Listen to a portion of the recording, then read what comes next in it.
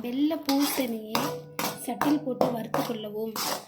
நெய்யில் நல்லா தண்ணி பதம் போகிற வரைக்கும் தண்ணி சுண்டியவுடன் சுகரை ஆட் பண்ணவும்.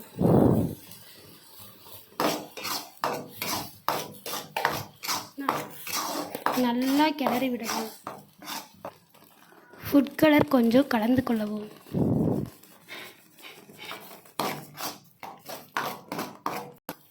ஈரப்பதம் போக வரைக்கும் நல்லா கிண்டவும்.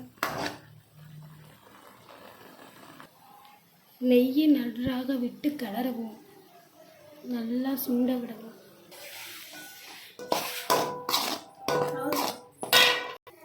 கொஞ்சம் நெய்யில் முந்திரி திராட்சை ரெண்டையும் வறுத்து கொள்ளவும். அல்வா பதம் வந்துடுச்சு பாருங்கள்.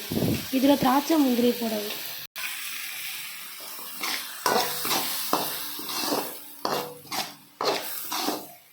வெள்ளை பூசணி அல்வா எவ்வளோ அழகாக வந்திருக்கு பாருங்க.